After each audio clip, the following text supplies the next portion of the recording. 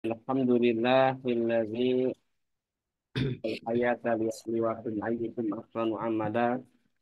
Asyhadu an la ilaha illallah wahdahu la syarikalah wa asyhadu anna sayyidana Muhammadan abduhu wa rasuluh alladzi la nabiyya ba'da. Allahumma shalli ala Muhammad sayyidil mursalin wa imamil muttaqin wa ala alihi wa sahbihi wa man da'a bi da'wati ila yaumil qiyamah amma ba'du. وقال الله تعالى في القرآن الكريم أعوذ بالله من الشيطان الرجيم بسم الله الرحمن الرحيم كنتم خير أمة أخرجت للناس تأمرون بالمعروف وتنهون عن المنكر وتؤمنون بالله الآية. Bapak Ibu sekalian, jamaah syiar malam rahimakumullah. Alhamdulillah pada kesempatan malam ini kita masih diberikan nikmat oleh Allah Subhanahu wa taala terutama nikmat iman, nikmat Islam, dan juga nikmat kesehatan, sehingga pada kesempatan malam ini kita masih diberikan kekuatan hidayah untuk mengikuti kajian rutin kita ya, pembahasan terkait dengan kitab Al-Amwal fi Daulat Khilafah. Ini insya Allah sudah memasuki tahap-tahap akhir atau topik akhir ya, yang terkait dengan eh, masalah eh, mata uang. Jadi malam ini kita akan membahas terkait dengan mata uang, baik mata uang Islam ya untuk kesempatan malam ini maupun mata uang yang pernah ada di dunia ya, dan juga perlu diterapkan eh, terutama yang hari ini sedang diterapkan juga yaitu yang terkait dengan triangle.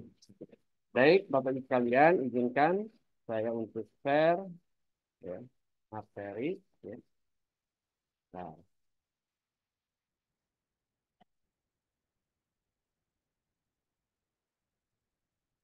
jadi ini adalah materi yang akan kita bahas. Sudah kelihatan ya, share-nya Kang Alhamdulillah ya. sudah Ustaz, sudah kelihatan. Jadi kita akan membahas malam ini terkait dengan sistem mata uang.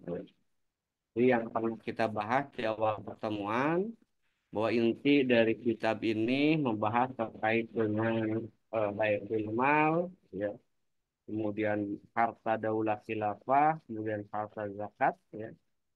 Nah, kemudian pelengkapnya itu adalah ukuran terkait dengan panjang, luas, tataran dan timbangan, dan yang kedua fungsi mata uang. Nah, kita sekarang akan membahas di kesempatan malam ini, kita ingin membahas mungkin dua atau tiga pertemuan ini. Saya lihat ya, tapi yang jelas minimal dua kali atau tiga kali kayaknya ya. Dan malam ini kita akan membahas secara khusus terkait dengan mata uang dalam Islam atau yang disebut dengan nukud ya. Jadi pembahasan kita malam ini fokus ke mata uang Islam, eh, nukud ya, baik dalil maupun juga keunggulan dibandingkan dengan mata uang yang lain. Nah, kalau kita perhatikan Bapak Ibu sekalian, jadi eh, kalau kita lihat apa sih yang disebut dengan nukud, ya kan? Jadi kalau kita lihat pengertian nukud itu secara bahasa, ya. Jadi secara bahasa nukud itu sering diartikan tamyidu darahim. Jadi dirham tertentu. Jadi nukud itu adalah dirham tertentu. Atau juga secara bahasa bisa diartikan wa ikhraju zaifi minha. Nukud bisa diartikan juga mengeluarkan bagian dirham yang palsu. Artinya untuk memurnikan. Jadi nukud itu berarti memurnikan dirham secara bahasa. Gitu. Atau juga iqta'u darahim wa aqadaha. Secara bahasa memberikan dan mengambil dirham. Nah itu secara bahasa. Sementara secara istilah yang disebut dengan nukud ya di dalam kitab yang disebutkan di Al-Amwal fi Daulah Khilafah yang sedang kita bahas, Syekh Abdul Qadir Jalu mendefinisikan yang disebut dengan nukud secara istilah ya asyai'u alladzi istilahun nas ala ya'lihi samanan. Jadi secara istilah nukud atau uang ya. Kalau dalam bahasa Arab bisa juga fulus gitu kan. Jadi istilah itu bisa nukud, bisa bisa fulus ya. Bisa juga umlah nanti itu bermakna wahid ya. Jadi nukud, fulus, umlah ya. Itu bermakna wahid, maknanya itu adalah uang. Jadi nukud itu adalah sesuatu yang digunakan oleh manusia, oleh masyarakat ya kan untuk menilai ya, ala ja'lihi samanan untuk menilai barang dan jasa. Untuk menilai barang atau juga menilai upah ujroh gitu kan atas tenaga dan jasa baik yang tercetak maupun yang tidak tercetak gitu kan yang dikiaskan atau yang distandarisasi melalui uang tersebut seluruh barang dan jasa. Jadi intinya kalau kita lihat dari definisi ini nukud itu adalah uang ya. Uang yang digunakan untuk menilai barang dan jasa ya, serta menstandarisasi nilai barang dan jasa. Nah, itu definisi terkait dengan nukud. Nah, kalau kita lihat sejarah penggunaan nukud dalam Islam, ya, kalau kita lihat dalam perjalanan Islam, sebenarnya mata uang emas dan perak atau yang disebut dengan dinar dan dirham itu adalah mata uang yang sebelum Islam datang itu sudah dikenal dan digunakan di tengah-tengah masyarakat.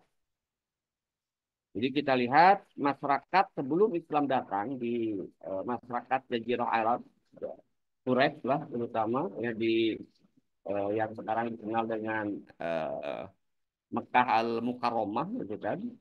Transaksi-transaksi yang kemudian terjadi atau ketika mereka melakukan bisnis ya keluar dari Jazirah Arab, misalnya ke Romawi, kemudian juga ke Persia, maka mereka ya membawa dan menggunakan alat pembayaran itu adalah yang terkait dengan dinar, misalnya itu kan, yang berasal dari Romawi atau Bizantium, atau juga menggunakan dirham, yang itu berasal dari Persia atau daerah Sasani. Nah, itu kemudian sebelum Islam. Jadi sebelum Islam datang, dinar dan dirham itu sudah digunakan, walaupun tentu dengan cetakan dan ukuran yang bisa berbeda-beda. Gitu kan. Nah, sementara ketika kemudian Rasulullah SAW diutus, maka kalau kita lihat Rasul itu kemudian menetapkan, kalau dalam bahasa usul fikih itu takrir ya. Takrir bahwa dinar dan dirham Persia yang pada saat itu sudah beredar di Mekah maupun di Madinah, maka itu kemudian tetap berlaku. Jadi pada masa Rasulullah, ketika Rasulullah hijrah dari Mekah ke Madinah, kemudian Rasulullah menegakkan negara ya, yaitu Daulah Madinah, gitu kan? Maka Rasulullah itu masih menggunakan mata uang yang berlaku di masyarakat Madinah maupun Mekah setelah Futuhat itu adalah dinar dan dirham. Baik dinar Persia, ya dinar Romawi maupun dirham Persia. Artinya belum mencetak ya. Dan ini merupakan takrir tadi ya. Takrir bahwa Rasulullah menyetujui dinar dan dirham sebagai mata uang. Nah, kemudian dari situ juga nanti kita tunjukkan dengan dalil-dalil yang kuat bahwa yang kemudian dijadikan uang atau ketika negara akan mencetak uang, maka negara harus menggunakan uang itu emas dan perak atau berbasis emas dan perak. Nah, ini didasarkan kepada apa yang terjadi pada masa Rasulullah. Ternyata kebijakan karena ini merupakan takrir dari Rasulullah dan ternyata hukum syar'inya wajib. Kalau kita lihat sepanjang kekuasaan Islam ya dari mulai Rasulullah mendirikan ya negara di Madinah, kemudian dilanjutkan dalam peristiwa yang disebut dengan Khalifah Bani Sa'idah sehingga terpilih khalifah yang pertama pengganti Rasulullah yaitu Abu Bakar Siddiq. Maka Abu Bakar Siddiq juga melanjutkan apa yang kemudian dilanjutkan oleh Rasulullah yang mengadopsi menetapkan emas dan perak sebagai mata uang. Dan karena pada masa itu masa transisi, fokusnya itu adalah mempertahankan eksistensi negara, maka pada masa Abu Bakar belum ada pencetakan uang tersendiri. Nah, baru ada pencetakan uang tersendiri itu di masa Umar bin Khattab, ya kan. Jadi itu pun baru hanya mencetak dirham baru. Ya ada tambahan ya dirham baru di masa Umar bin Khattab itu dengan lafaz Bismillah. Nah, tapi Umar bin Khattab itu melakukan standarisasi. Misalnya terkait dengan dinar, Umar bin Khattab menetapkan bahwa satu dinar itu adalah beratnya itu 4,25 gram emas, gitu kan. Sementara satu dirham itu 2,975 gram perak. Dan kebijakan terkait dengan uang itu emas dan perak, karena saya yakin ya, karena berdasarkan nas tadi nanti kita akan tunjukkan, dan itu dilanjutkan oleh Khalifah Bani Umayyah, Khalifah Bani Abbasiyah, itu kan, yang berkuasa kurang lebih 800 tahun, itu kan, Bani Abbasiyah dari tahun 750 sampai 1571 Masehi. Nah, dilanjutkan juga oleh Utsmani itu kan, walaupun di akhir kelemahan masa Utsmani itu kan pernah mencetak lira ya, yang sekarang kemudian menjadi mata uang Turki ya kan. Lira Utsmani mulai dikenalkan ini di masa kelemahan ya. Cuman kita harus cek dalam sejarah apakah ketika Turki Utsmani pada saat itu mencetak lira ya, itu saya sih bola batu don saya, walaupun yang dicetak itu kertas, tapi di backup oleh emas dan perak. Karena memang nanti secara hukum syara boleh aja yang berkembang di masyarakat itu kertas, tapi itu harus wakil yang disebut dengan nanti dalam bahasa fikih moneter dalam Islam itu adalah uang yang disebut dengan uang substitusi. Ya. Jadi uang sebagai pengganti dari emas dan perak. Ya. Jadi nanti walaupun yang beredar mungkin kertas, tapi ukuran dan kemudian bahan, bukan backupnya itu adalah 100% itu di backup oleh emas atau perak. Nah, ini saya kira ya sejarah masa penggunaan dinar dan dirham ya sejak masa Rasulullah sampai kemudian kekuasaan terakhir kehilafan Utsmani, mata uang yang digunakan pada masa itu tidak lain adalah emas dan perak. Nah, mari kita lihat apa sih apakah kewajiban dinar dan dirham sebagai mata uang itu hanya semata-mata karena manfaat ya, karena manfaat misalnya nilainya stabil, ya diakui oleh semua orang, atau kemudian ada perintah ya, yang sifatnya wajib dari nasyara. Nah, setelah saya baca di kitab Al-Amwal fi Daulah Khilafah ini, Syekh Abdul Qadir Zalum, beliau kemudian menjelaskan bahwa yang namanya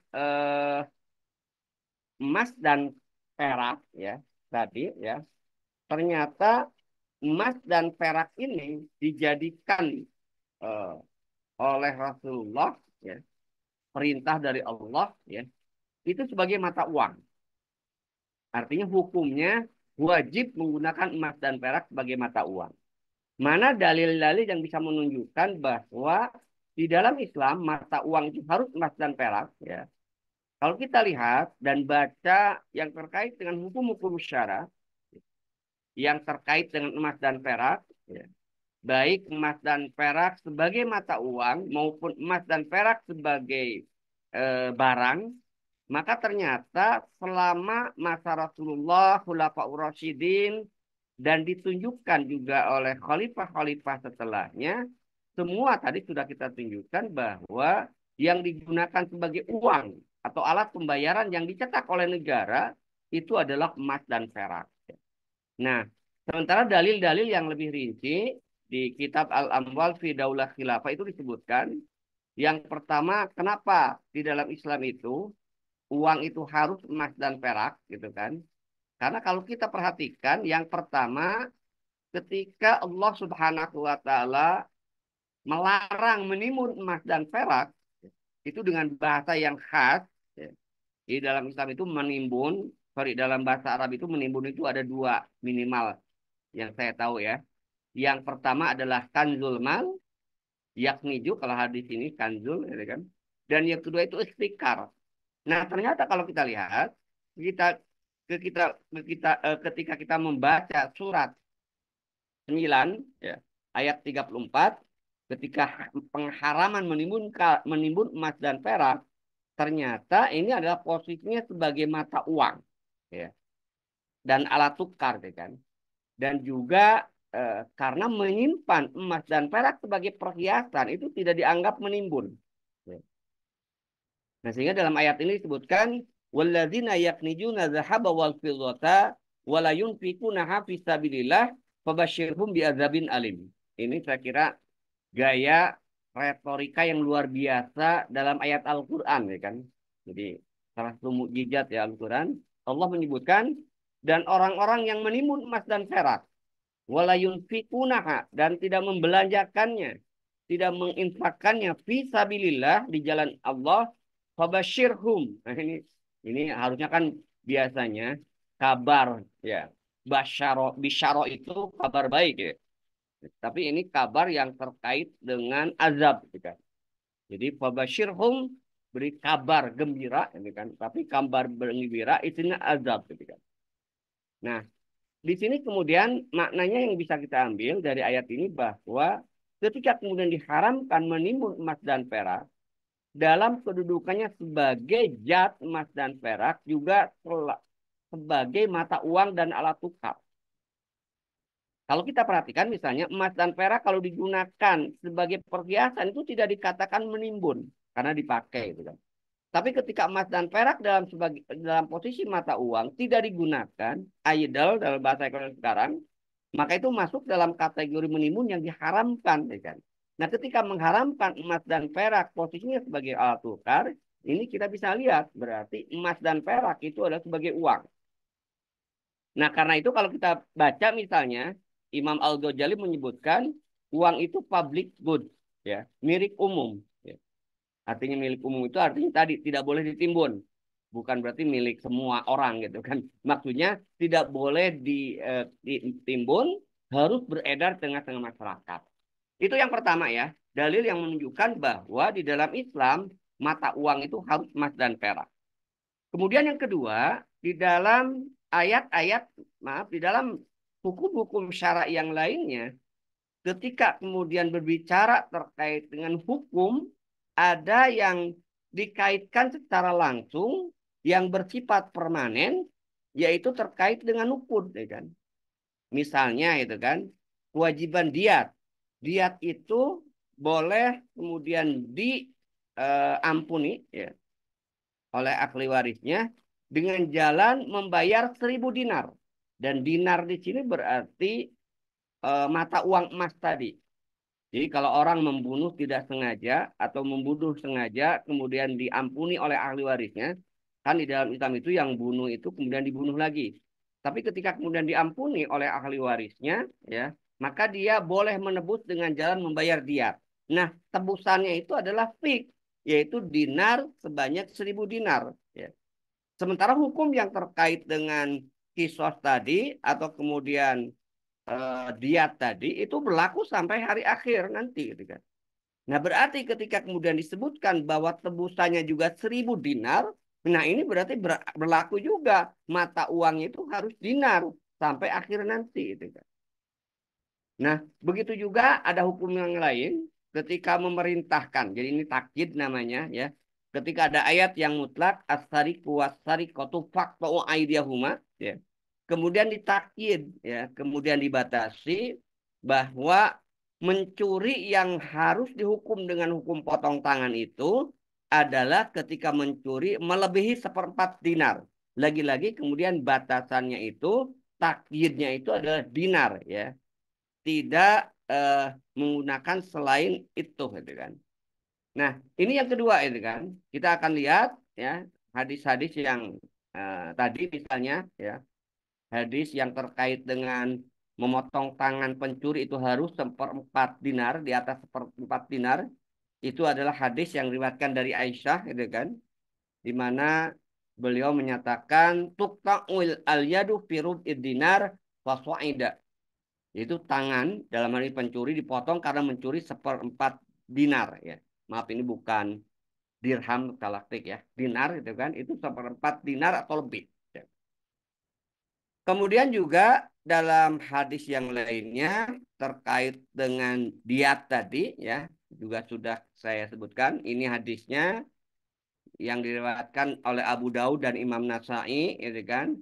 Beliau menyampaikan anaman iktabaqta mu'minan qatlan an bayyinatin fa innahu qawadun ila ayardha auliyaul maktul wa anna fi nafsi diyat mi'ata minal ibil wa ala ahli dzahabi alfu dinaron. Nah, ini hadisnya itu kan. Jadi barang siapa membunuh seorang mukmin secara zalim dengan adanya bukti maka ia mendapatkan balasan qisas kecuali apabila para wali orang yang dibunuh itu merasa rela untuk sebuah nyawa diatnya 100 ekor unta. Jadi boleh diganti dengan 100 ekor unta ya. Kisos ini tidak diberlakukan, dimaafkan. Tapi bagi mereka yang tidak punya unta, maka diatnya itu adalah 1.000 dinar. Nah, ini menunjukkan bahwa tadi ya, bahwa dinar sebagai mata uang itu berlaku sepanjang masa itu kan. Karena hukum ini juga berlaku sepanjang masa. Kemudian yang ketiga, ketika Islam membahas dan menetapkan hukum-hukum yang terkait dengan pertukaran mata uang atau yang disebut dengan ashab, ya kan? Islam menjadikan bentuknya itu emas dan perak.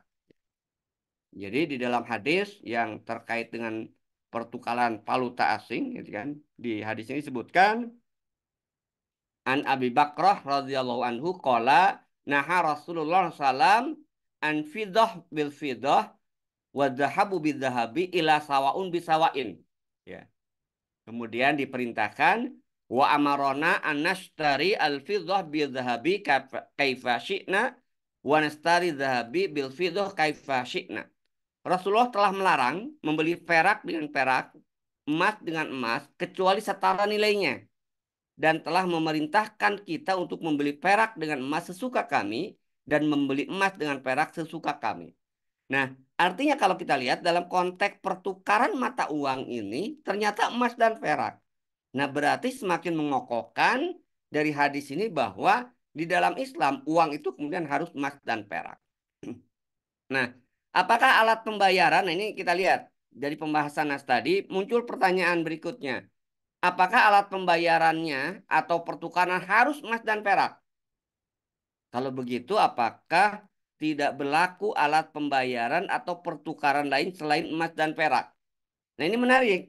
Jadi kalau kita lihat didasarkan pada hadis-hadis tadi, itu dibedakan, ya, dibedakan antara ya uang dalam Islam itu dengan alat pembayaran. Jadi kalau hadis-hadis yang kemudian kita sebutkan tadi, ya, dan merupakan takrir bahwa keduanya emas dan perak itu sebagai mata uang yang harus dicetak oleh negara ketika negara akan menjadikan alat pembayaran yang satu. Ya.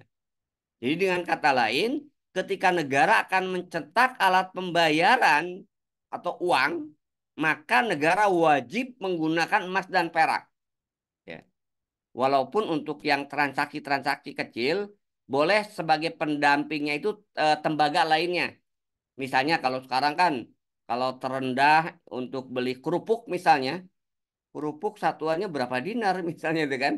Seperempat dinar, wah harga kerupuk mahal sekali. Boleh misalnya menggunakan seperti uang sekarang. Kita misalnya ada uang logam 1.000 perak tuh ya. Mungkin nanti untuk barang-barang kecil, beli kerupuk, beli permen. Nah boleh negara mencetak ya tembaga selain emas dan perak gitu kan. Ya. Tapi ini untuk transaksi-transaksi satuan yang kecil. Ya kan? Nah, itu yang pertama kesimpulannya itu kan. Jadi, ketika negara akan mencetak uang sebagai alat pembayaran yang sah, yang berlaku di seluruh negara, maka itu harus didasarkan kepada emas dan perak. Tetapi, kalau alat pembayaran boleh menggunakan selain emas dan perak, gitu kan.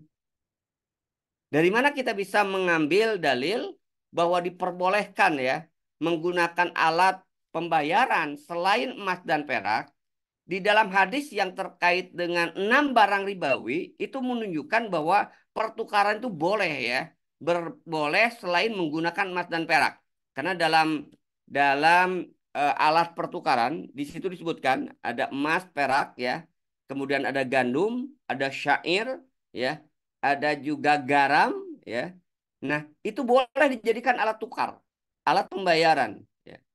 Nah, dalam hadis itu kemudian disebutkan kalau sesama jenis maka boleh dilakukan secara tunai, syaratnya tunai, maaf. Kalau sesama jenis harus dilakukan secara tunai, ya. Tidak boleh ada kemudian kelebihan sama, itu kan. Emas dengan emas, perak dengan perak, syaratnya itu dua, ya. Ya dan biadin, sawaun bisawain. Tapi kalau emas dengan gandum, kalau emas kemudian dengan perak gitu kan. Nah, syaratnya harus tunai, ya, tapi boleh ada kelebihan. Nah, ini hadis yang terkait dengan barang ribawi itu menunjukkan kalau alat tukar itu tidak harus emas dan perak, ya. Jadi yang wajib kemudian menggunakan emas dan perak itu adalah ketika negara akan mencetak uang sebagai alat pembayaran yang berlaku di negara tersebut, maka negara harus menggunakan emas dan perak, ya. Nah, itu saya kira yang poin yang penting, ya, terkait dengan kewajiban menggunakan emas dan perak, ya, sebagai mata uang dalam Islam. Nah, lalu sekarang kita bicara hikmah itu kan. Apa sih hikmahnya ketika emas dan perak ini kemudian digunakan sebagai mata uang, atau dalam bahasa kita apa sih keunggulan kok Islam ini kan bisa terwujud bisa tidak, ya. Jadi namanya hikmah itu kan. Karena itu dalam Islam hukum itu tidak dibangun atas dasar hikmah. Hukum di dalam Islam dibangun atas dasar ilat. Yang namanya hikmah bisa terwujud bisa tidak. Tapi ternyata fakta ini bukan hanya kemudian artinya diakui oleh ilmuwan muslim, ternyata juga ilmuwan-ilmuwan non-muslim juga mengakui keunggulan emas dan perak ketika digunakan sebagai mata uang. Apa keunggulannya? Syekh Taqiyuddin An-Nabhani atau juga Syekh Abdul Qadir Jalum di dalam kitab Al-Amwal fi Daulah Khilafah, beliau menyebutkan ada beberapa keunggulan ketika emas dan perak itu kemudian dijadikan uang, ya. Keunggulan yang pertama adalah emas dan perak itu merupakan komoditas, barang yang bernilai.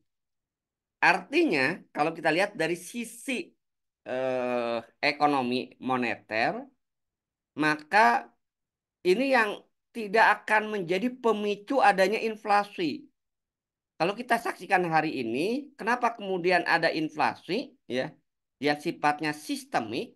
Ya karena tadi uang yang digunakan itu adalah uang kertas, di mana uang ini tidak di-backup dengan emas dan perak, sehingga memunculkan perbedaan antara nilai nominal dengan nilai intrinsik, ya. Maka setiap terjadi pencetakan uang, maka akan terjadi inflasi, gitu kan. Nah, sementara ketika kemudian yang dicetak sebagai uang itu adalah emas dan perak, karena emas dan perak adalah komoditas itu sendiri, sama seperti komoditas lainnya, unta, kambing, besi, atau tembaga, untuk mengadakannya perlu ongkos eksplorasi. Maka kalau kita perhatikan, emas ini memiliki nilai nominal dan nilai intrinsik yang sama. Ya, dengan kata lain, nilai nominal dan nilai intrinsiknya sama. Nah, apa hikmahnya ketika nilai nominal dengan nilai intrinsik sama? Maka ini akan menjadi sebuah kekuatan yang bisa mengatasi namanya inflasi. Jadi uang ini bukan sumber inflasi, ya. Tapi kalau di dalam sistem kapitalis dengan fiat money, uang dengan uang kertas, maka itu sulit untuk menghindari yang namanya inflasi. Kenapa? Karena yang namanya inflasi itu adalah terjadi perbedaan antara jumlah barang dan jumlah uang yang tidak seimbang, ya. Dan ini terjadi, nanti kan kita tunjukkan itu kan. Nah, jadi ini yang pertama itu kan keunggulan eh, mata uang dibandingkan dengan emas perak. Ini kita lihat ya kan. Jadi kalau kita lihat berdasarkan hadis ini, maaf fakta ini, kita lihat ya, dolar itu ini $100, karena waktu saya buat slide ini, maaf belum saya ini, gitu kan, itu dolarnya itu 14.000. Jadi berarti $100 itu nilai nominalnya itu adalah 1.400.000. Kalau sekarang mungkin 1.600.000, ya. Nah kalau kita lihat berapa sih nilai yang dikeluarkan untuk mencetak uang senilai 100 dolar ini? Ternyata nilai intrinsiknya itu hanya 600 perak. Jadi dari sini kita bisa melihat nilai nominalnya 1.400.000 atau 1.600.000 dengan nilai hari ini, sementara nilai intrinsiknya 600. Inilah yang menyebabkan terjadinya inflasi, bahwa uang itu menjadi sumber inflasi. Kenapa? Karena nilai nominal dengan nilai intrinsik itu kemudian berbeda.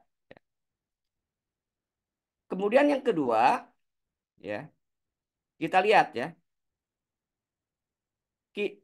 kita seolah-olah dipaksa bodoh gitu kan dengan sistem uang kertas ini fiat money ini. Coba Bapak Ibu lihat ya, tiga gambar kertas ini. Tadi 100 dolar, ini kertasnya lebih kecil, nilainya 1.400.000 nilai nominalnya. Intrinsiknya tadi kurang lebih 600 perak. Ya.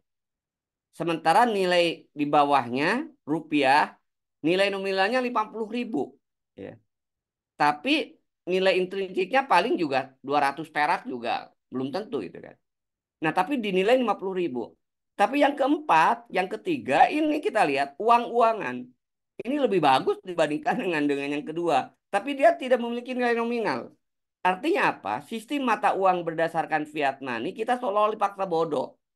Tiga kertas yang kemudian berbeda ini sama sebenarnya bahannya kertas, tapi kok memiliki nilai yang berbeda-beda. Nah, ini yang pertama itu kan. Jadi keunggulan sistem emas dan perak itu adalah menyatu atau sama antara nilai intrinsik dan nilai nominal. Yang kedua, menurut Syekh Abdul Qadir Zalum, keunggulan sistem emas dan perak. Nah, tadi ya, sebenarnya dari poin pertama ya, karena uang itu di backup oleh bendanya, maka konsekuensinya yang kedua, menjamin stabilitas moneter. Kenapa emas dan perak akan menjamin stabilitas moneter? Ya. Karena emas dan perak nilainya relatif stabil. Sementara nilai uang kertas selalu menciptakan inflasi yang berakibat krisis moneter. Nah, ketika dunia menggunakan emas dan perak sebagai mata uang, kita melihat tidak pernah terjadi sama sekali masalah moneter yang terkait dengan fluktuasi nilai dan inflasi. Kalau kita perhatikan krisis ya, yang kita sebut dengan krisis dunia, itu terjadi 1929. Di mana pada saat itu memang emas dan perak itu sudah mulai posisinya itu digantikan dengan uang kertas. Ya kan. Nah ini contoh misalnya, ini pengamat dari Amerika Serikat, ya, ketika dia menilai, ya, dia menyebutkan bahwa salah satu keunggulan mata uang emas dan perak itu adalah nilainya yang stabil ya. Jadi Profesor Roy ini dia dari Universitas di Amerika Serikat dalam bukunya Golden Constant, beliau membuktikan bahwa sifat emas yang tahan inflasi ya. Menurut penelitiannya, harga emas terhadap beberapa komoditas dalam jangka waktu 400 tahun hingga tahun 1976 itu konstan dan stabil. Dan kita contohkan juga sampai hari ini itu kan. Jadi bagaimana kita bandingkan pada masa Rasulullah dengan uang 1 dinar 4,25 gram kita bisa membeli seekor kambing. Dan hari ini kalau emas itu katakanlah 1.000 sekarang, maaf 1 juta 1 gram, berarti masih daya beli emas itu masih stabil sejak masa Rasulullah sampai hari ini. Gitu kan. Kemudian 1 perak itu bisa digunakan untuk membeli seekor ayam. Artinya fakta ini fakta yang dikemukakan hari ini ya oleh seorang profesor dari Amerika Serikat, dan ini adalah fakta yang terjadi pada masa Rasulullah sampai hari ini, menunjukkan bahwa ketika emas dan perak jadikan mata uang memang nilai itu kemudian stabil. Itu yang kedua ya. Nah, bandingkan dengan nilai rupiah Bapak Ibu sekalian ya.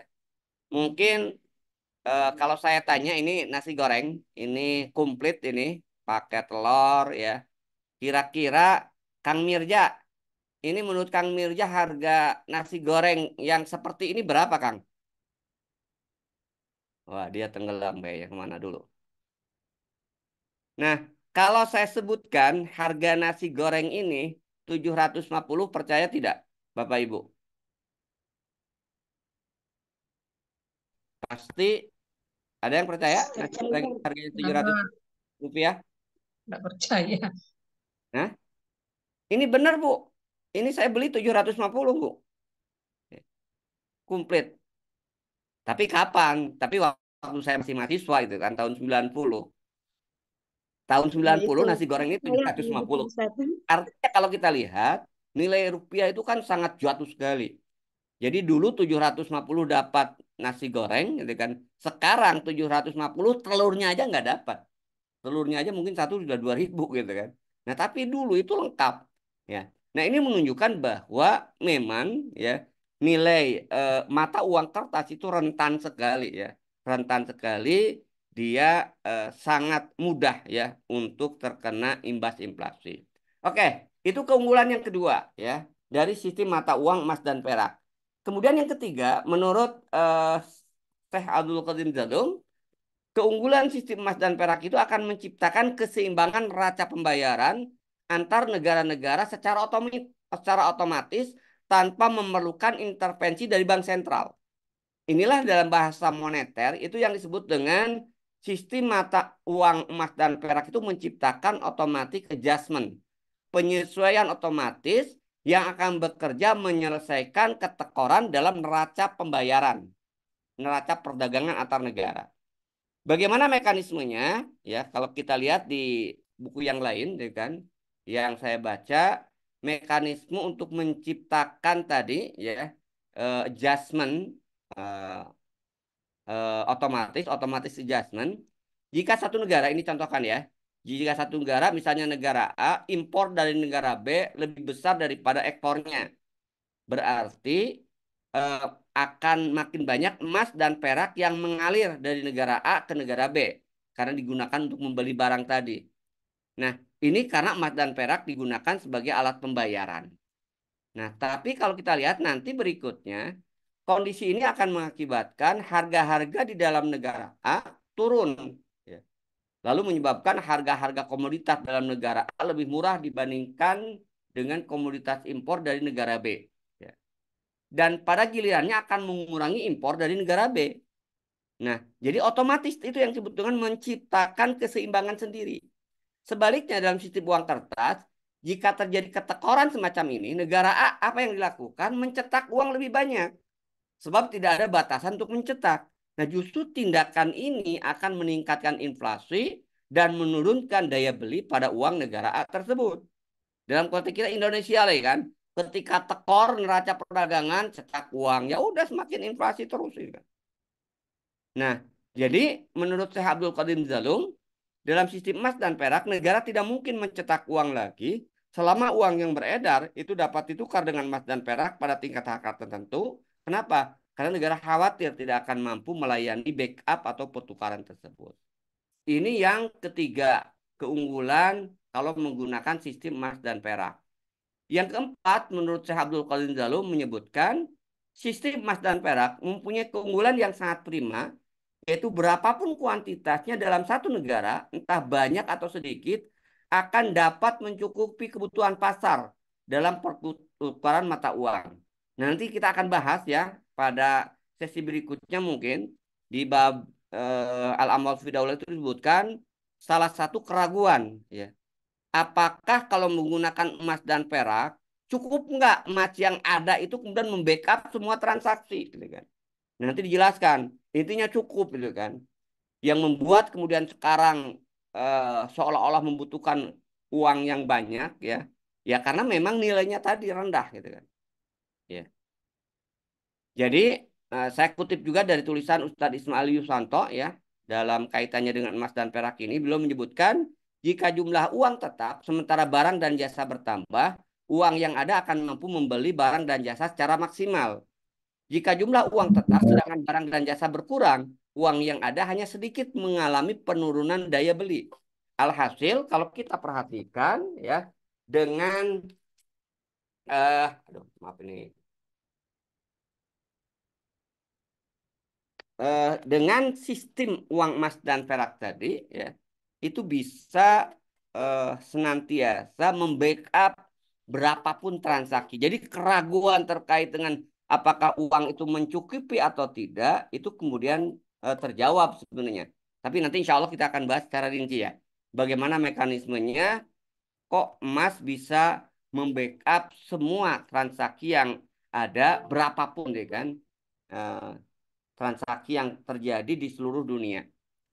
Itu keunggulan yang keempat. Keunggulan yang kelima yang disebutkan oleh Syekh Abdul Qadim Zalum itu kan dalam kitabnya Al-Amwal itu, keunggulan yang kelima itu adalah sistem emas dan perak menjamin kurs yang stabil antar negara.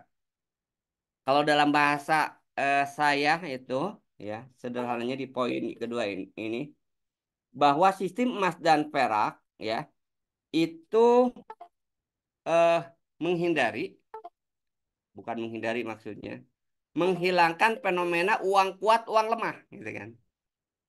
Jadi semua mata uang itu memiliki nilai yang setara. Kenapa? Ya karena semuanya emas dan perak gitu kan. Semua negara menjadikan uang itu emas dan perak. Nah, sehingga stabil. Jadi perdagangan antar negara stabil, tidak khawatir nilainya merosot, dan ini juga secara dampak ekonomi akan mendorong ya perdagangan internasional lebih sehat dibandingkan dengan hari ini itu kan. Jadi hari ini eksportir dan importir itu kan itu kadang-kadang dibuat khawatir dan juga dibuat mungkin ragu-ragu gitu kan. Kenapa khawatir dan ragu-ragu? Karena kaitan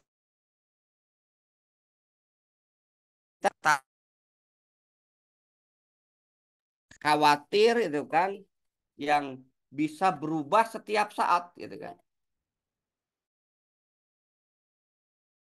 Yang keempat, ya yang kelima ya, keunggulan kalau menggunakan sistem.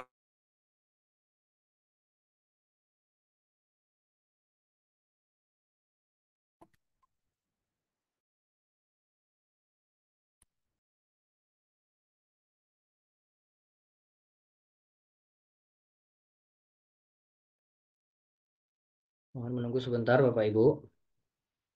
Sepertinya Ustadz sedang ada gangguan.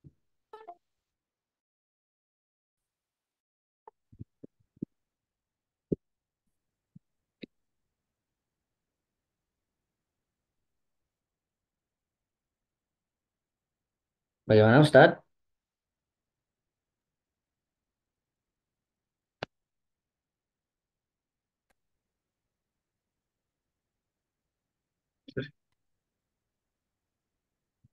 Sambil menunggu Bapak Ibu yang sudah mempunyai pertanyaan, silahkan untuk dituliskan pertanyaannya di kolom komentar.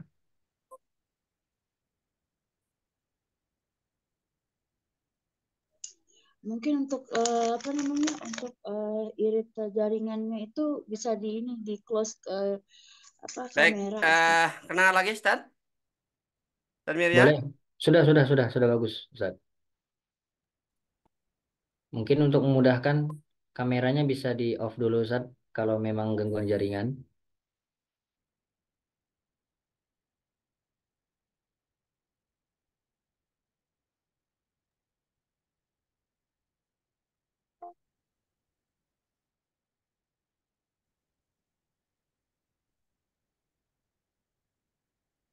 Oke, jadi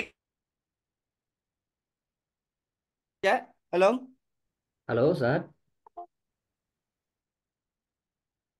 Halo,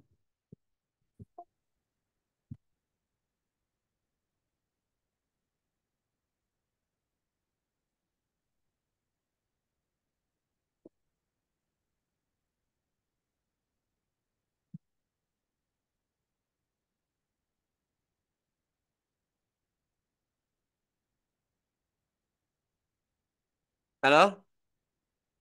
halo Ustadz. Ya,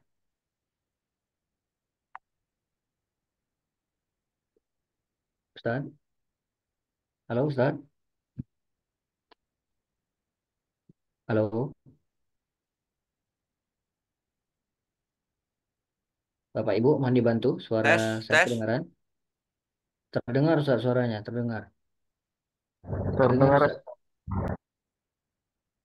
Halo. Ya, udah kedengaran, Mas.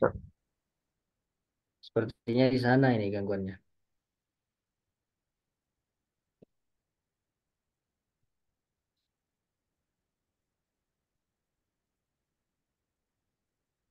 Ustadz, suaranya sudah kedengaran?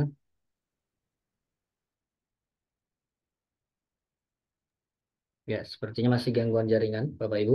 Silakan yang mau bertanya langsung ditulis aja di kolom komentar sambil kita menunggu. Mungkin untuk memudahkan Ustadz bisa di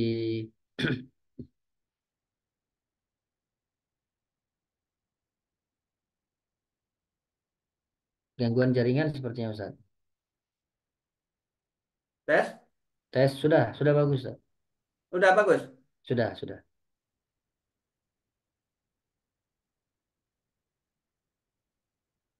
Baik, kita Hilang lagi.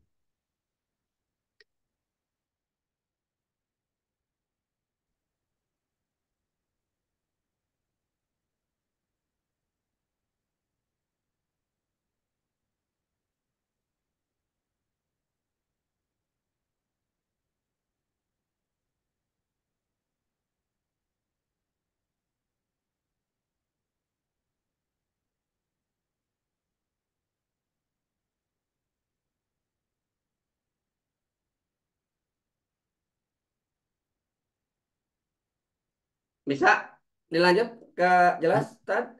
Bisa Ustadz, bisa. Suaranya sudah jelas. Terang jelas ya. Tapi ini Sudah kok jelas. gambar saya lupa ini. Baik, kita ulangi ya. Jadi keunggulan yang kelima ya, sistem emas dan perak menjamin kurs yang stabil antar negara. Kenapa bisa terjadi? Kalau kita perhatikan karena tadi setiap negara masing-masing kan menggunakan emas dan perak. Ya. Sehingga sebenarnya berarti seluruh mata uang yang digunakan oleh negara itu satu, yaitu emas dan perak ya. Walaupun mungkin eh, yang pecahannya akan berbeda-beda, tapi standarnya itu sama emas dan perak. Nah, ketika semua negara menggunakan emas dan perak ya sebagai mata uang, maka hilanglah fenomena uang kuat, uang lemah ya. Ini yang keunggulan yang kelima itu kan. Ini contoh itu kan. Ini yang disebut dengan uang kuat ya kan, dolar ya. Yang saya kira begitu merajai gitu kan. Sementara uang lemah rupiah itu kan. Jadi rupiah itu ngeri itu kan, ditukarkan dengan manapun hampir nyaris itu kan posisinya itu lemah. Kemarin saya baru pulang umroh juga satu rupiah ya, satu apa istilahnya, satu real itu 4.000 ya. Jadi satu berbanding 4.000 ya. 400 sorry ya. Kalau dolar, satu dolar 16.000. Ini kan menunjukkan bahwa tadi terjadi fenomena ada uang kuat, ada uang lemah. Yang terakhir, keunggulan mata uang emas dan perak ini, menurut Syekh Abdul Qadir Jalum, sistem emas dan perak akan memelihara kekayaan emas dan perak yang dimiliki oleh masing-masing negara. Jadi artinya emas dan perak tidak akan lari dari satu negara ke negara yang lain. Kenapa? Karena tadi negara tidak perlu memerlukan pengawasan secara sendiri. Kenapa? Karena emas dan perak itu tidak akan pindah kepada negara yang lain secara percuma atau ilegal. Kenapa? Karena emas dan perak tidak akan bertindak kecuali di situ ada transaksi jual beli yang dibolehkan oleh syarat. Ya. Contoh misalnya ya, untuk mengimpor bahan pangan, alat berat, ya, untuk membayar tenaga ahli dari berbagai negara, berbagai bidang dari luar negeri yang diperlukan untuk membangun negara, ya kan? Atau dengan kata lain, tidak akan ada keuntungan investasi asing yang dapat diterjemahkan sebagai kerugian akibat mata uang dalam negeri. Nah, itu saya kira keunggulan mata uang emas dan perak dibandingkan dengan yang lainnya. Nah, kita masih menyisakan dua topik ini nanti ya, untuk ini tadi ya secara detail nanti kita akan bahas minggu depan apakah emas dan peraknya cukup ya ketika negara kembali menggunakan sistem emas dan perak, dan yang kedua bagaimana cara mewujudkan kembali sistem emas dan perak. Ini akan menjadi pembahasan minggu depan barangkali. Itu barangkali yang bisa saya sampaikan ya sebagai pengantar pada kesempatan malam ini ya. Saya kembalikan ke Ustadz Mirja. Terima kasih. Assalamualaikum warahmatullahi wabarakatuh. Waalaikumsalam warahmatullahi wabarakatuh. Baik Bapak Ibu, Alhamdulillah sudah kita dengarkan bersama materi malam hari ini. Kami persilahkan yang tadi sudah raise hand, boleh raise hand kembali. Jika memang sulit untuk menuliskan karena panjang pertanyaannya. Ya, silahkan Bu Priscila. Bu Priscila dulu, nanti kita baru masuk ke kolom komentar. Bu Priscila, boleh langsung di-unmute? Ya, Assalamualaikum warahmatullahi wabarakatuh. Waalaikumsalam Waalaikumsalam. warahmatullahi wabarakatuh. Ustadz, begini, saya pernah mendapat maklumat bahwa uang kertas itu keberadaannya itu seperti debu riba. Nah, itu kalau misalnya kita hari ini gitu kan, kalau misalnya tidak bisa untuk menggunakan DIM secara umum, tapi kemudian ada nih orang-orang yang mereka tuh tergerak sadar, kemudian beli dirham, dinar, tapi kemudian kan problem hari ini tuh lumayan banyak ya. Kebutuhan finansial juga cukup apa namanya cukup mencekik kita. Nah, kan orang banyak kemudian punya emas itu untuk sebagai tabungan hari ini ya. Nah, kalau kemudian memiliki dinar, kemudian karena hambatan kehidupan, kemudian mencoba untuk menjual lagi, ini hukumnya dalam Islam seperti apa, Ustadz? Itu saja, terima kasih. Assalamualaikum.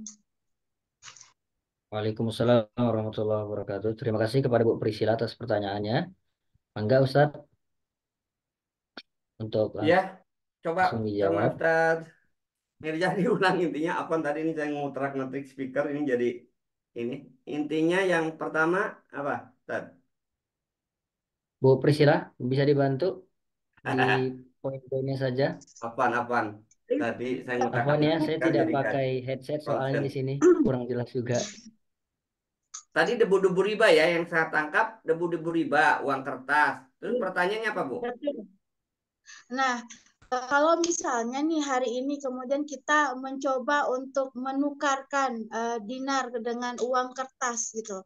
Karena kan kalau misalnya kita ngelihat juga uang kertas hari ini kan tidak berbanding lurus ya, tidak kemudian punya backup emas juga gitu kan. Ya. Itu bagaimana Ustaz, hukumnya dari Islam? Karena kalau misalnya framing orang hari ini kan ketika punya emas itu bisa jadi tabungan gitu loh. Nah, kemudian kalau misalnya ditukar uang kertas seperti apa? Ini maksudnya uang kertas Ya, ditukar dengan emas baik. gitu Terima kan? kasih, Bu.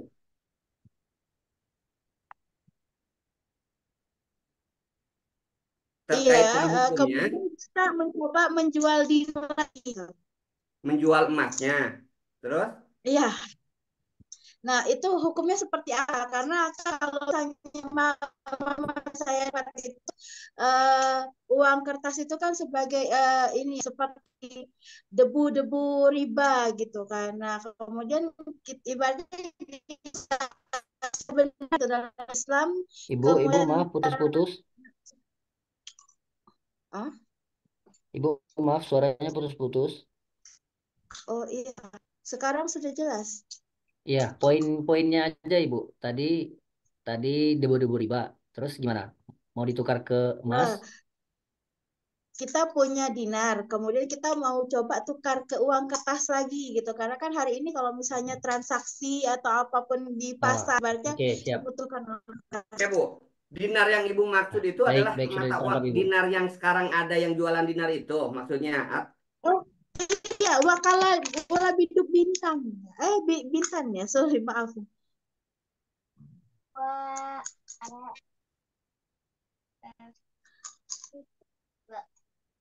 Halo Ustaz? Sekarang kan memang ada yang jualan dinar dirham, gitu kan?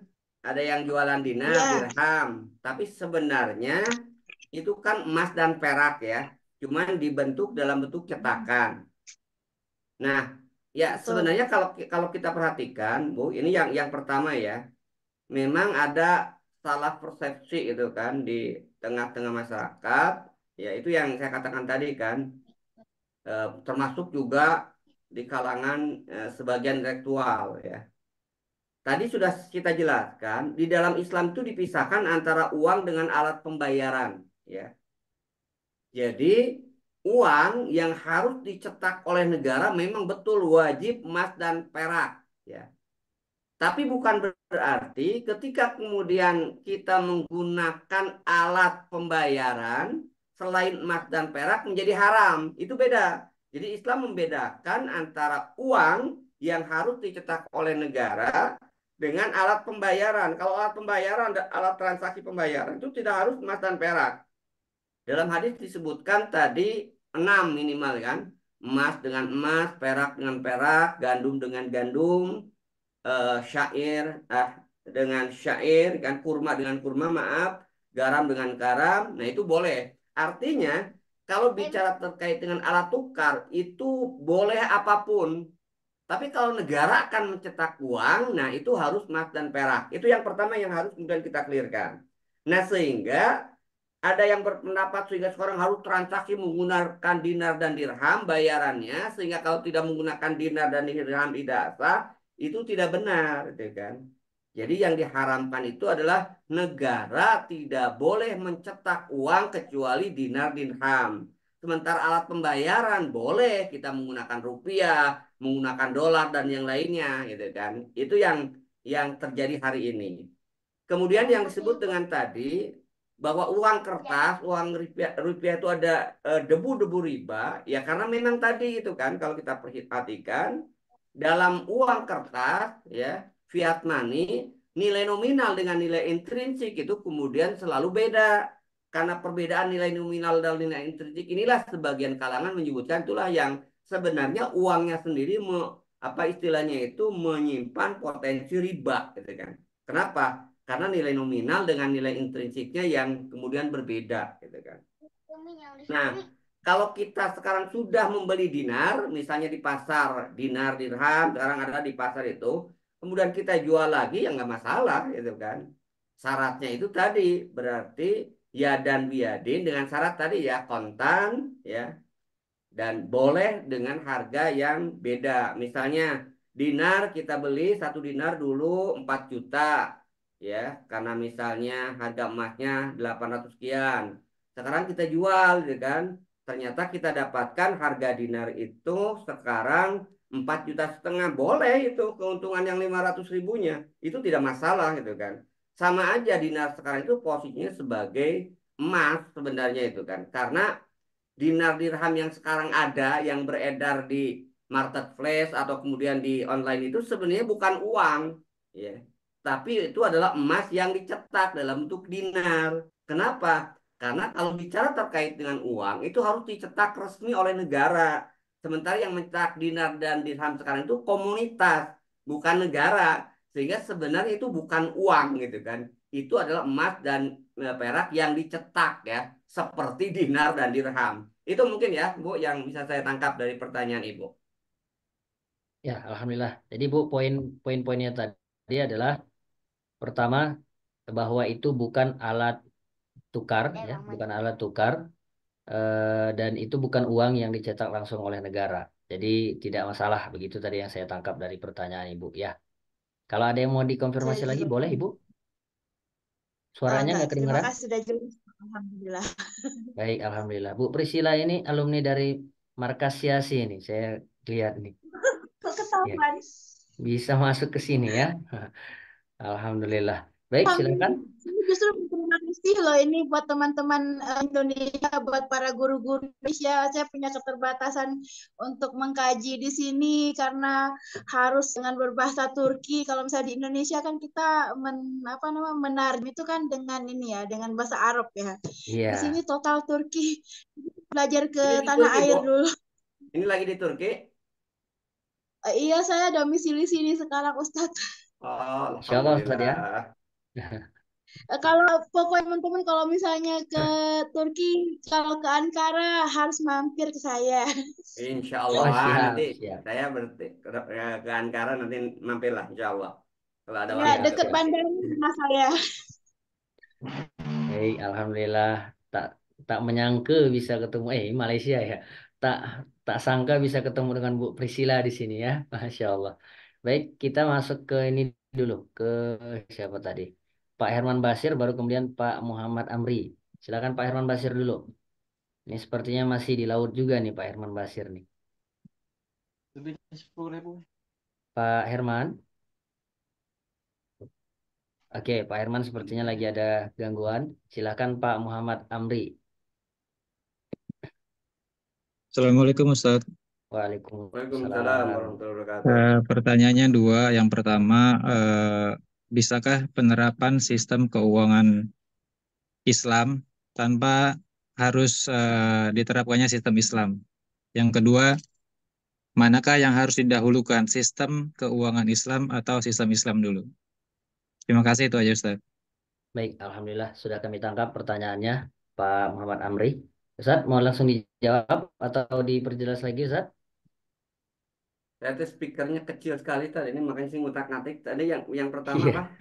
saya Apa juga nih nggak saya pakai headset ini Ustaz. tadi Baik, ngutak-ngatik speaker dulu ini. Aduh, ini pertanyaannya udah saya ulang lagi ganggu Ustaz. speaker saya sebentar ya. Oke, siap. Pak Irwan Basir, sabar ya. Boleh langsung di raise hand aja biar saya nggak lupa. Oh, sama Ustaz. Bu Tati, mau bertanya juga? Silakan di raise hand aja dulu Bu Tati. Dedek, ngacung apa? Oke, tadi diperkeras tadi yang dari Pak Amri ada dua pertanyaan tadi. Ya, yang saya tangkap pertanyaan adalah manakah yang lebih dulu? Sistem Islam dulu, yang Iya, urgent atau sistem ekonomi Islam Ustaz, yang harus diterapkan? Tati cerbut tati nada gitu om. Umi. Yang kedua, Yang yang Nah, kedua, yang kedua, Uh, Pak Amri, boleh diulang? bisakah diterapkan sistem keuangan Islam tanpa menerapkan sistem Islam? Nah, ya. Terima kasih Pak Amri. Baik Ustaz, tafadhol. eh, pertama kalau kita lihat ya, eh, bedakan antara sistem uang nukud itu dengan sistem ekonomi ya. Kalau sistem ekonomi Islam memang muncul ya sejak ada Islam gitu kan. Jadi sejak Rasulullah diutus muncullah sistem ekonomi Islam. Sementara sistem uang yang bersifat nukud, emas dan perak itu bukan hanya Islam gitu kan. Sebelum Islam pun negara-negara Persia Romawi tadi menggunakan mata uang yang berbasis emas dan perak. Bahkan bukannya berbasis emas dan perak kan, emas dan perak sebagai mata uang ya. Dan sebenarnya kalau kita lihat ini berarti sunatullah ya. Sunatullah manusia pada saat itu menjadikan alat tukar itu memang terhadap benda yang memiliki nilai eh, nilai ya atau yang disebut dengan nilai intrinsiknya itu ada itu kan. Nah kan kalau kita lihat kenapa muncul uang kertas itu kan sebenarnya dasar pertama adalah karena teorinya itu seolah-olah untuk efektivitas dan yang kedua sebenarnya munculnya uang kertas itu tidak lepas juga dari kepentingan para kapitalis gitu kan yang memang ingin tadi mencari keuntungan yang sebesar-besarnya. Jadi harus dibedakan antara sistem uang dengan sistem ekonomi ya. Kalau sistem ekonomi Islam memang ada sejak ketika Islam itu kemudian diturunkan di bawah Rasulullah.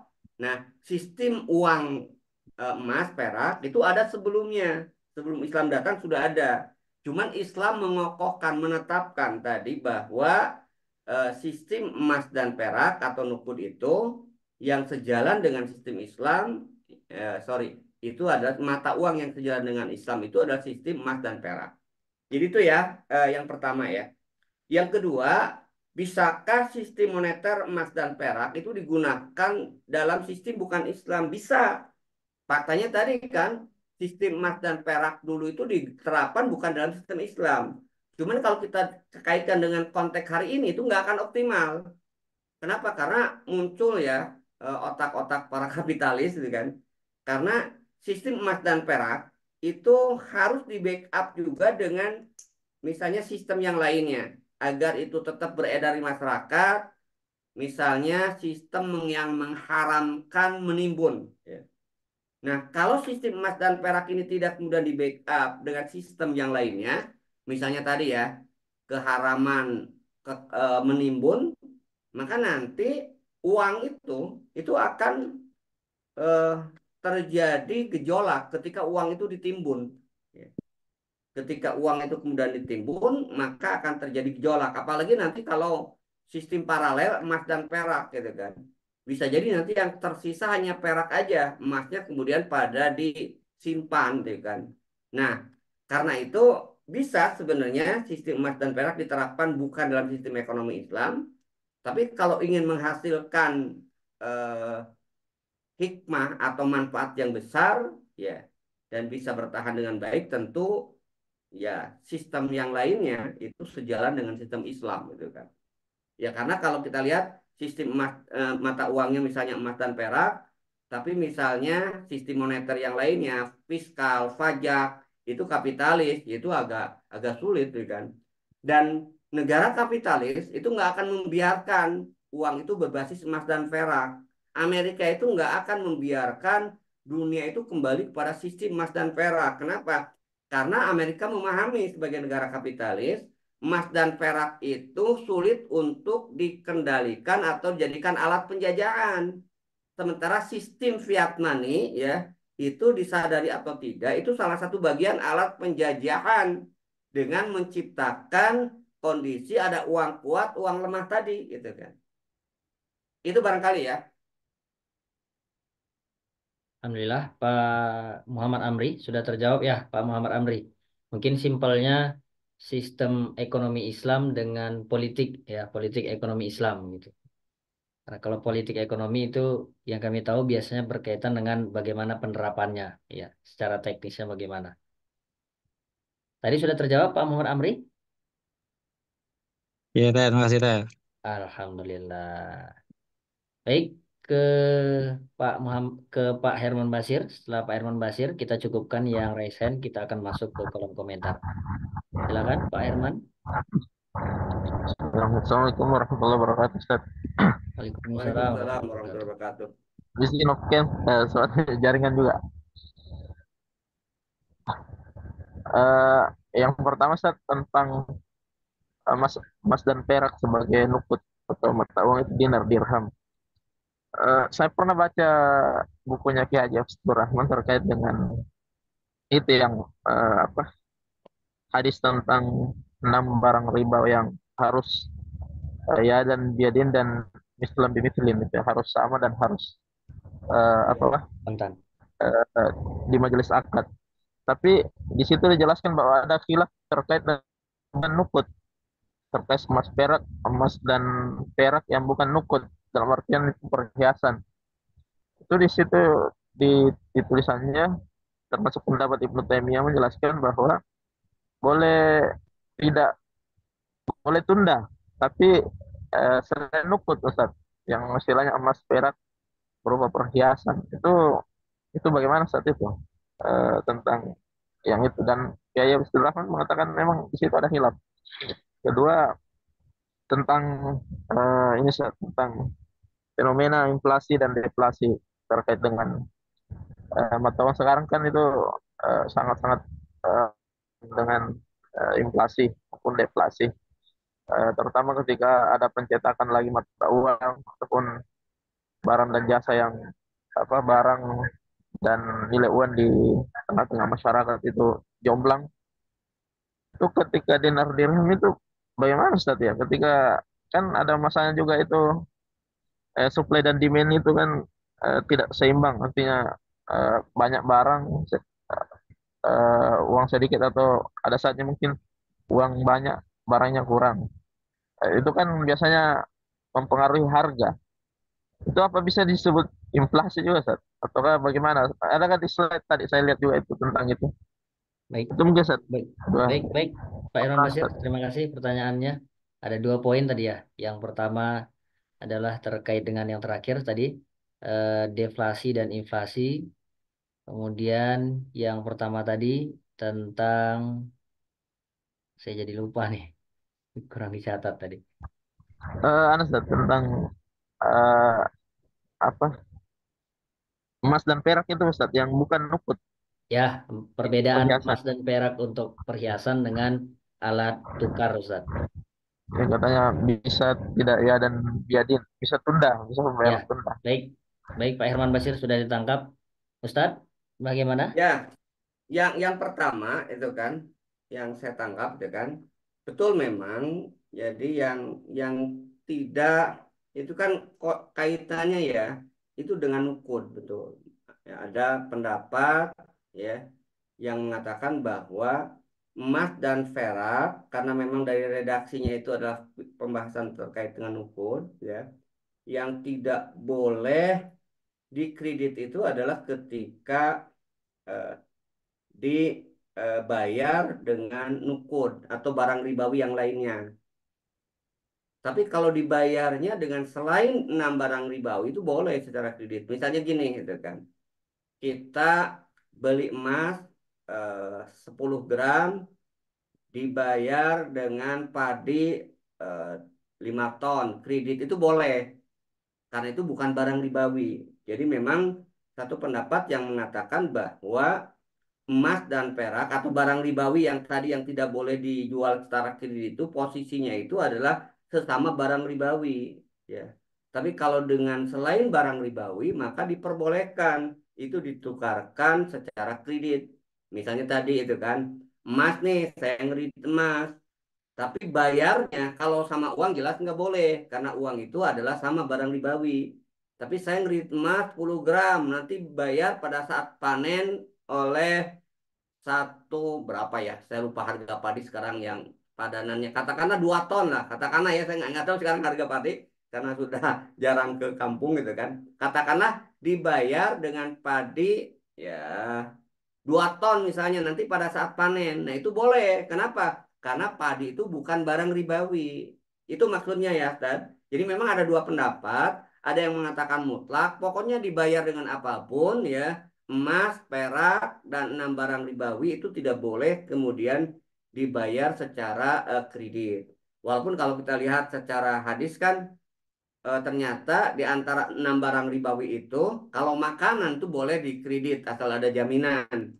Yang tidak ada pengecualian itu emas dan perak. Ya. Tapi ternyata emas dan perak itu ya diharamkan diperjualbelikan secara kredit. Posisinya betul tadi sebagai nukud. Itu pendapat yang pertama.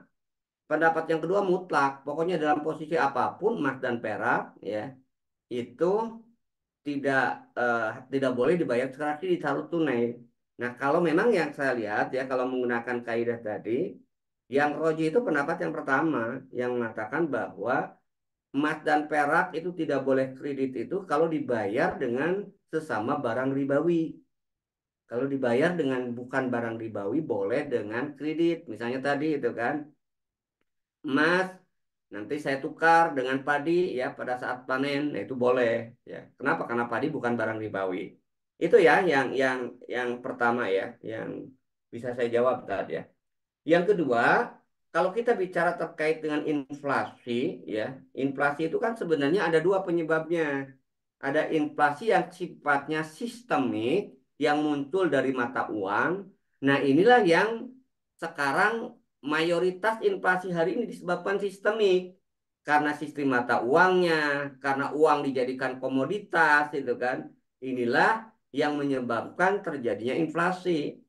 Tapi inflasi juga bisa terjadi ketika menggunakan sistem emas dan perak. Kapan inflasi terjadi? Itu namanya inflasi yang bukan sistemik, inflasi yang disebabkan oleh faktor-faktor yang sifatnya itu dalam bahasa Arab itu tawari, artinya bencana. Misalnya tiba-tiba gagal panen, itu pasti akan inflasi. Kenapa? Karena stok barang itu berkurang gitu kan. Nah, atau misalnya ada tiba-tiba banjir itu kan, sehingga semua barang banyak yang rusak. Nah, itu mungkin inflasi. Tapi inflasi itu tidak sistemik. Jadi penyebabnya itu adalah karena ada bencana atau karena ada sesuatu yang tiba-tiba. Tapi kalau secara sistemiknya, dari sistem mata uang dan moneternya, kalau menggunakan emas dan perak itu bisa mengantisipasi atau menghindari inflasi. Itu ya yang saya pahami ya, yang terkait dengan inflasi kaitannya dengan mata uang emas dan perak. Itu barangkali mudah-mudahan pertanyaannya nyambung ya. Ya. Alhamdulillah. Ya, Ustaz. Syukuran, Ustaz, atas jawaban. Oke, Afwan, ya Pak Allah. Herman Basir. Sepertinya masih di perjalanan ini, Pak Herman Basir. Baik, Bapak Ibu, kita masuk ke kolom komentar. Dan pertanyaan di kolom komentar sepertinya kita cukupkan dulu karena terlalu banyak. Kita jawab satu-satu dulu ya. Ini pertanyaan dari Bu Priscila tadi sudah ya. Kita ke pertanyaan Bu Umi. Ustadz mau tanya, satu, beda nukut, fulus, umlah apa ya? Karena di kitab ada kata tersebut, mungkin ada perbedaan tertentu, Ustadz. Itu yang pertama, Ustadz. Mungkin ini dulu, Ustadz, dijawab, Ustadz. Ya, sebenarnya itu kan ini aja ya. eh, Istilahnya saya kira secara umum sama, gitu kan. Ya. Nukud, kemudian fulus, umlah, ya. Eh, saya sih tidak melihat, mungkin hanya padanan kata aja nanti pasnya itu kan. Nukud, fulus itu kan lebih bahasa Arab azami itu kan. Fulus itu kan biasanya banyak. Kalau sekarang fulus itu kan. Sementara kalau kita lihat eh, nukud itu memang lebih Lebih kita lihat khusus, di Ustadz. beberapa hadis itu kan ya, adanya gitu kan. Sementara fulus kalau kita lihat itu adanya bahasa Arab kontemporer gitu kan sekarang. Orang Arab ya selain nukud juga fulus ya kan. Saya belum menemukan makna khas tersendiri. Nanti kalau kalau saya temukan nanti saya jelaskan ya. Apa yang membedakan antara eh, fulus ya. Karena memang bentar ya saya pernah punya eh, tulisan dulu ya. Memang para ulama sering menyebutkan ada fulus, ada umlah itu kan. Ada juga nukud tadi itu kan. Dan itu tidak memiliki makna yang saya lihat tersendiri itu kan. Itu hanya eh, ini aja itu kan. Bentar ya, saya coba cek karena saya punya. Jadi eh, ya hanya istilah gitu kan. Jadi uang.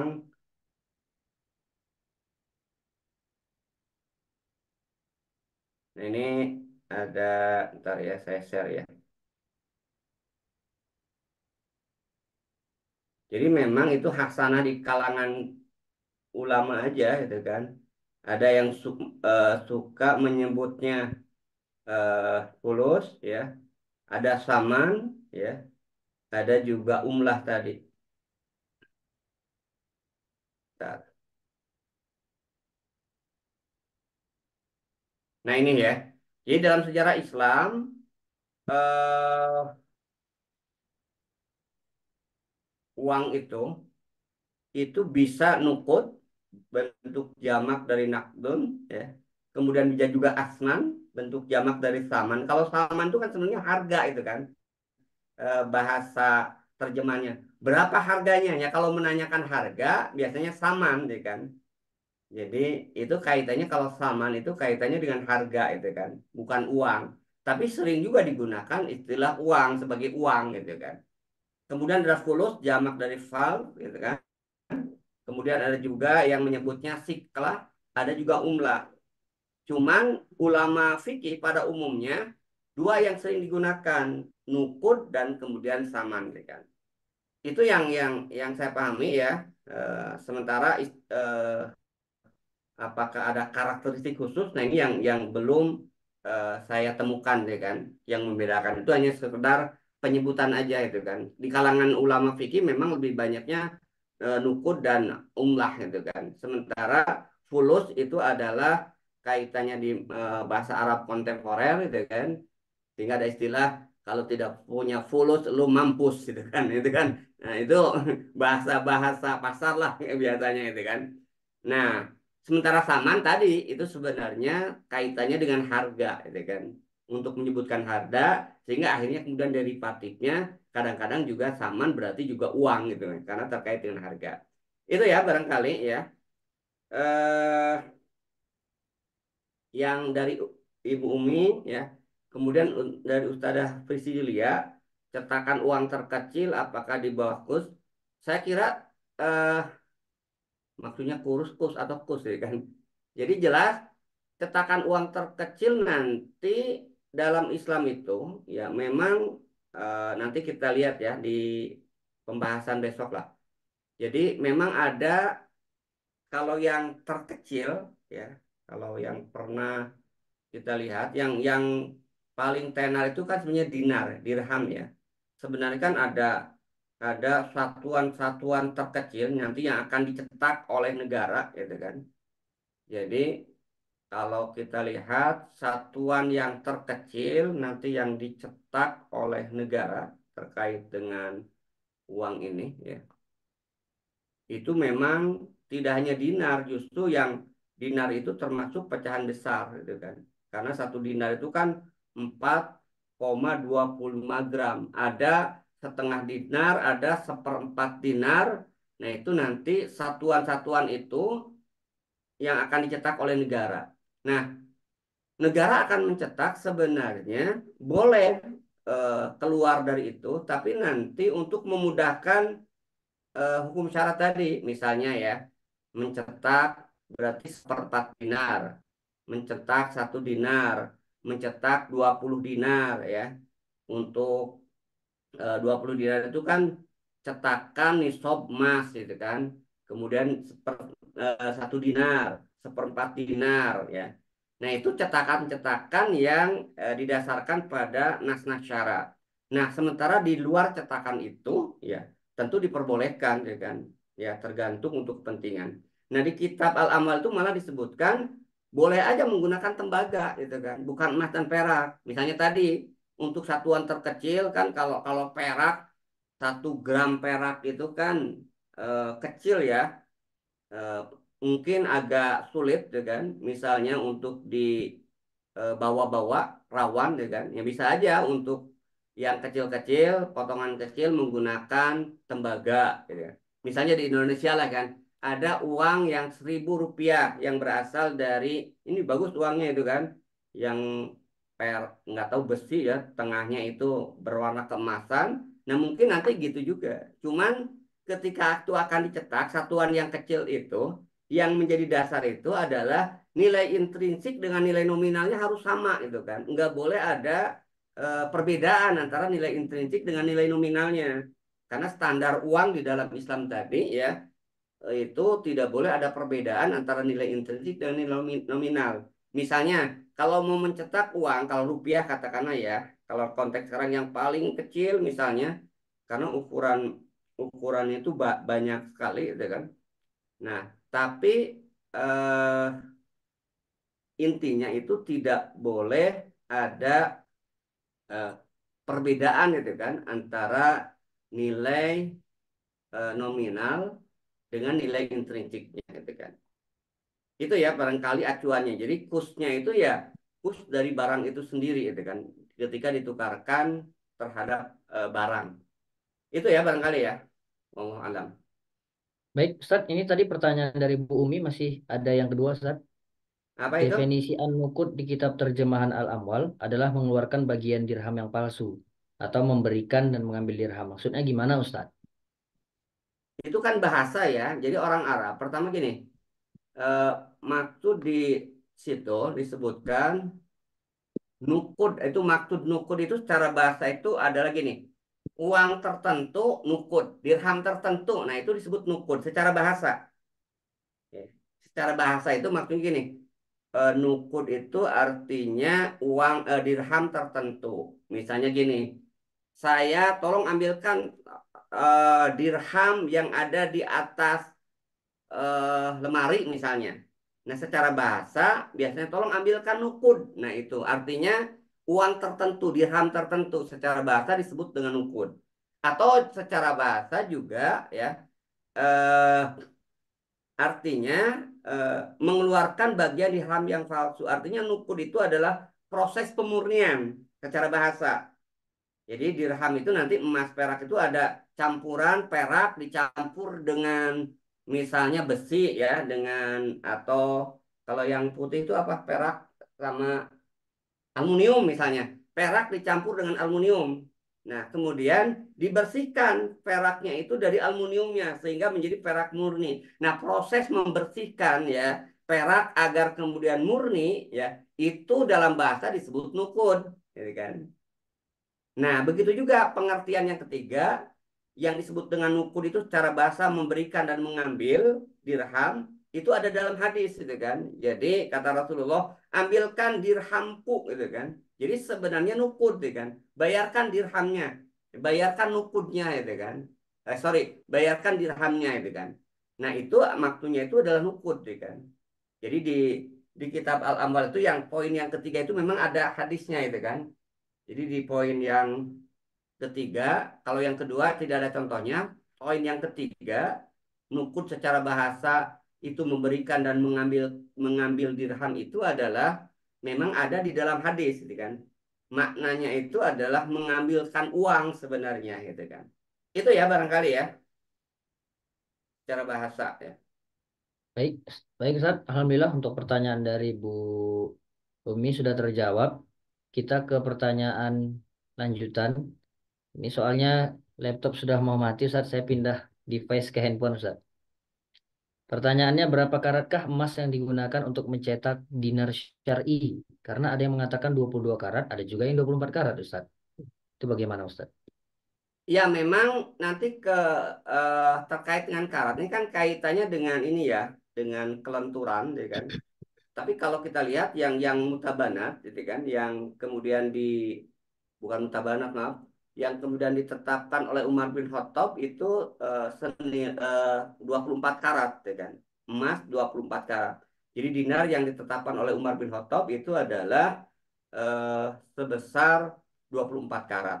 Tapi ada juga yang berpendapat memang 22 karat. Ini kaitannya dengan istilahnya itu kan kelenturan uang ya. Kalau emas dalam bentuk 24 karat itu mudah fatah. Mungkin aja nanti negara atau khalifah menetapkan misalnya agar kuat itu kan, itu ada sedikit campuran. Jadi misalnya 22 karat. Tapi kalau kita berkaca kepada apa yang ditetapkan oleh Umar bin Khattab ya, itu adalah 24 karat memang yang pernah saya baca. Walaupun ada juga yang menyebutkan 24 karat. Nanti kita lihat lagi ya, kita teliti apakah yang kuatnya itu 24 karat atau kemudian 22 karat ya. Tapi memang ada dua pendapat tadi, ada yang mengatakan 22 karat, ada yang mengatakan juga 24 karat berarti emas murni gitu kan. Itu yang pertama, nanti kita cek lagi gitu kan. Yang kedua, ketika mata uang yang digunakan adalah sistem emas dan perak, bagaimana teknik dalam perdagangan internasional, apakah bisa menggunakan sistem transfer melalui lembaga keuangan seperti sekarang. Nah, saya kira ini kan teknis ya. Nanti teknis pembayaran ya. Sebenarnya kan prinsip Islam dalam muamalah itu adalah untuk kemudahan ya kan.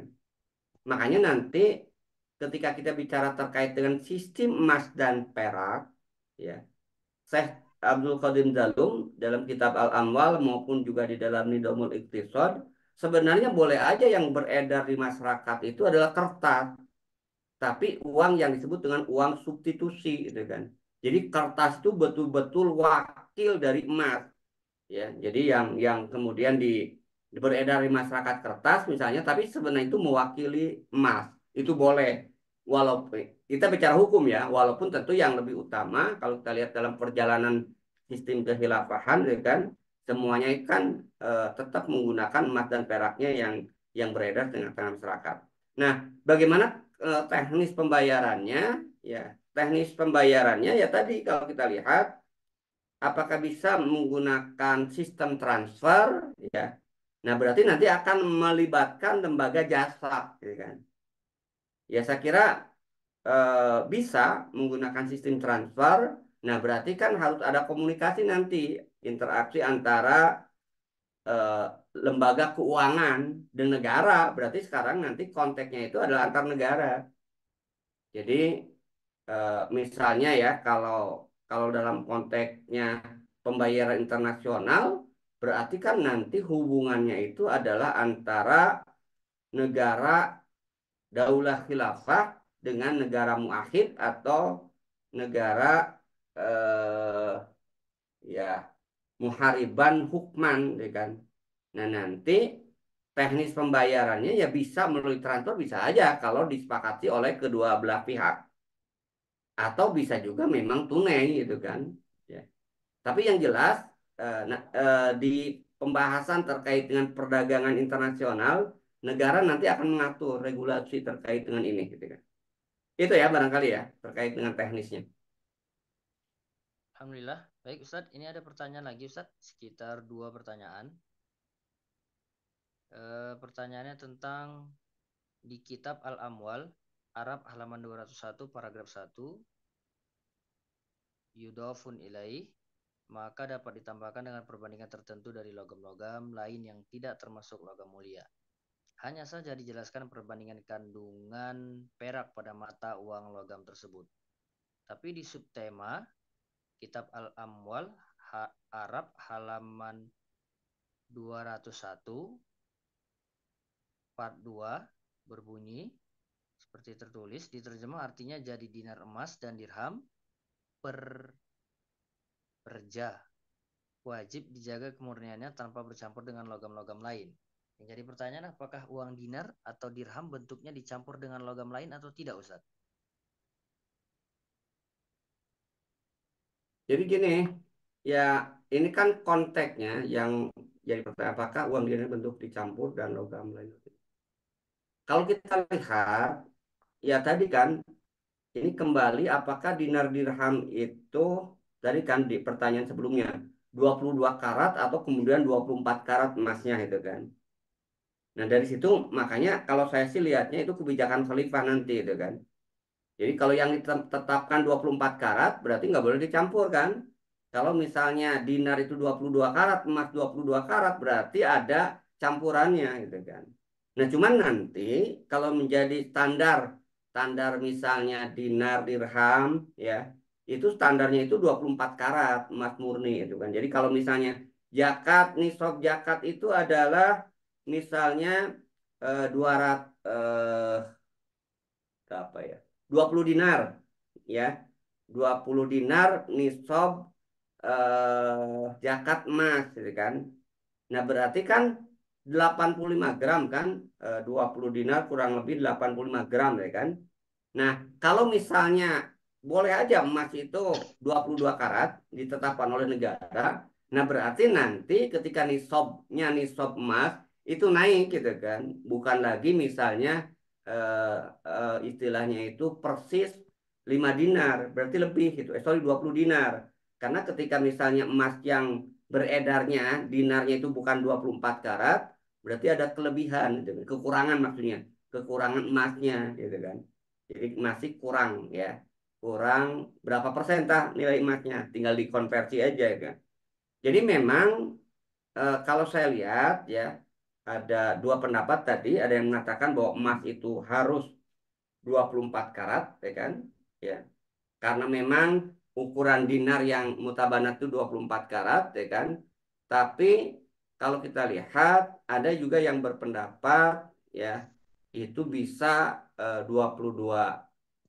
karat ya kan karena kaitannya dengan apa istilahnya itu kelenturan dan kekuatan gitu kan.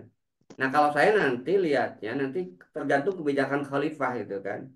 Ketika mencetak misalnya khalifah merintahkan 22 karat ya berarti ya bisa dicetak 22 karat berarti dicampur. Nah cuman harus dijelaskan tadi berapa campurannya. Kenapa? Karena nanti seperti yang disebutkan di atas ketika ada campuran dinar itu dicampur dengan misalnya tadi sebagian ya tidak murni emas berarti nanti harus disebutkan berapa campurannya.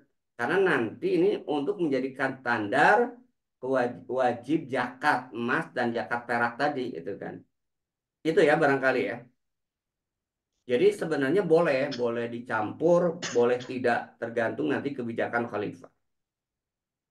Baik Ustadz, Alhamdulillah. Intinya untuk pertanyaan tadi boleh ya Bu ya, boleh untuk dicampur. Ini pertanyaan terakhir Ustadz. Ini Bagaimana pertanyaannya panjang, jawabannya nanti ini sesi khusus ya, Khairul Ihsan. Minggu depan kita akan membahas bagaimana mewujudkan kembali sistem emas dan perak, gitu kan. Jadi peralihan dari emas dan perak, ini contoh itu kan. Di situ dibahaskan ketika negara akan mengalihkan sistem emas dan perak, pertama yang harus dilakukan itu adalah hentikan pencetakan uang kertas. Ya, pencetakan uang kertas berarti harus dihentikan. Atau yang kedua, teknisnya itu eh, dihentikan uang kertas, kemudian hitung berapa uang yang beredar. Ya, berapa uang yang beredar, ya kan, di suatu negara. Jelas berarti ketika khilafah tegak mungkin langkah awal itu di ibu kota negara dulu. Ya, di ibu kota negara misalnya itu kan negara khilafah tegak di Indonesia katakanlah. Nah, berarti langkah pertama di pusat ini itu kan untuk mentransformasi ya mengalihkan sistem perak sistem emas ini dari sistem mata uang kertas ke emas ini dihitung berapa rupiah yang beredar di tengah-tengah masyarakat yang dicetak oleh BI. Datanya saya kira ada itu kan. Datanya ada. Nah, berikutnya ada dua yang jelas nggak akan dicetak lagi kan. Berikutnya itu disiapkan di Baitul Mal itu adalah emas senilai uang kertas yang beredar. Nah, itu tahap yang kedua. Tahap yang ketiga bisa aja misalnya langsung dikonversi. Makanya nanti melalui masa tertentu, misalnya uang yang 100.000 nanti langsung bisa dikonversi dengan uang emas sekian dinar misalnya. Nah itu saya kira teknis berikutnya. Itu ya saya kira ya. Nanti kita akan lihatlah secara detail masa bagaimana mewujudkan kembali sistem emas dan perak ini gitu kan. Secara detail insya Allah minggu depan kita bahas langkah-langkahnya gitu kan. Itu ya barangkali Ustaz. Baik, alhamdulillah pertanyaan terakhir sudah terjawab ya, Ustaz ya. Berarti ini akan dibahas secara detail di pekan depan, Ustaz ya. Ustaz, untuk closing statement malam ini, Ustaz. Tafadhol, Gimana Ustaz. Ustaz? Closing statement malam hari ini. Ya, Closing statement, Ustaz.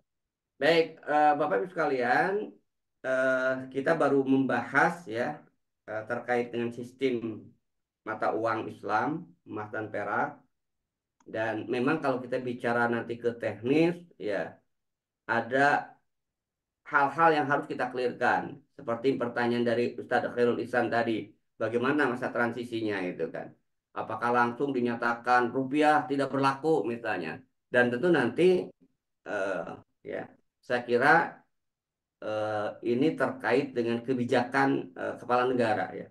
Kalau saya bayangkan itu teknisnya itu nanti bisa tadi gitu kan, ya bisa tetap beredar tapi langsung di backup emas ya atau perak ya, tergantung eh, pecahannya misalnya itu kan. Nah, insya Allah nanti minggu depan kita akan bahas ya rinciannya terkait dengan sistem emas dan perak ini, ya sistem mata uang maksudnya. Selain emas dan perak, ya kita akan bahas juga sistem uang kertas.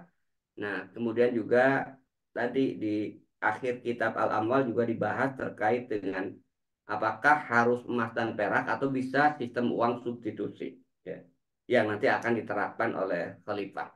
Itu barangkali ya, kurang lebihnya saya maaf ya. Nanti kalau ada hal-hal yang masih belum clear, insya Allah ya saya catat. Insya Allah minggu depan kita clearkan ya. Untuk hal-hal yang saya sendiri misalnya masih ragu gitu ya. Ya. Baik, itu saya kira. Terima kasih atas perhatian Bapak Ibu sekalian. Mohon maaf kalau ada yang kata-kata yang kurang tepat. Bila bisa bilhaq. Assalamualaikum warahmatullahi wabarakatuh. Waalaikumsalam warahmatullahi wabarakatuh. Waalaikumsalam warahmatullahi wabarakatuh. Hari ini sudah memberikan Allah Ustaz. banyak sekali